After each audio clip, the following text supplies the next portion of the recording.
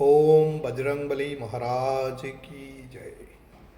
સર્વ મનોકામના પૂર્ણ કરનાર મંગળવાર વ્રત કથા।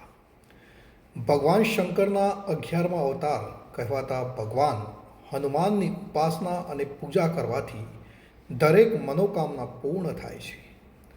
મંગળવારનું વ્રત રાખવું સુખ, ધન, કીર્તિ અને સંતાન પ્રાપ્તિ માટે શુભ માનવામાં આવે છે।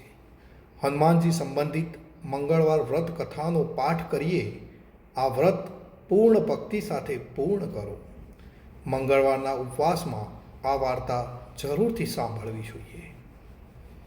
એકવાર એક સમયે એક શહેરમાં એક બ્રાહ્મણ દંપતી રહેતું હતું। તેઓને કોઈ સંતાન નહોતું। તેઓ ખૂબ જ દુઃખી હતા। દર મંગળવારે બ્રાહ્મણ હનુમાનજીની પૂજા કરવા જંગલમાં જતો હતો।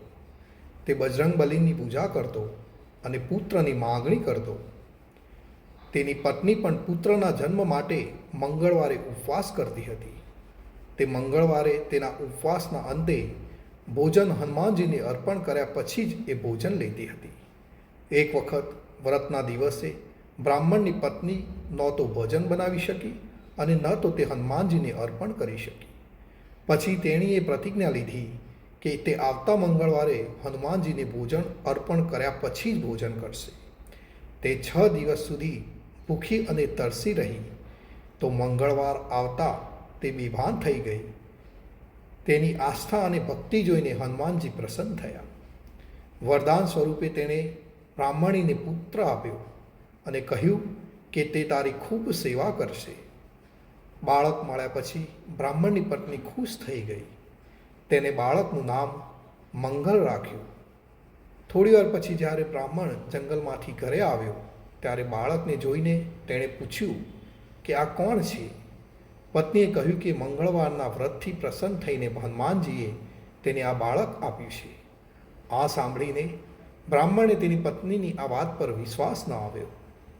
એક દિવસ તક મળતા જ બ્રાહ્મણે બાળકને કૂવામાં ફેંકી દીધું। ઘરે પાછા ફરતા જ બ્રાહ્મણીએ પૂછ્યું કે મંગળ ક્યાં છે? એટલામાં મંગળ પાછળથી હસતો હસતો આવ્યો। બ્રાહ્મણ તેને પાછે આવેલો જોઈ ચોંકી ગયો। તે જ રાત્રે બજરંગબલી બ્રાહ્મણને સ્વપ્નમાં દેખાયા અને તેમને કહ્યું કે તેમણે જ આ પુત્ર આપ્યો છે। સત્ય જાણ્યા પછી બ્રાહ્મણ ખૂબ જ ખુશ થયો।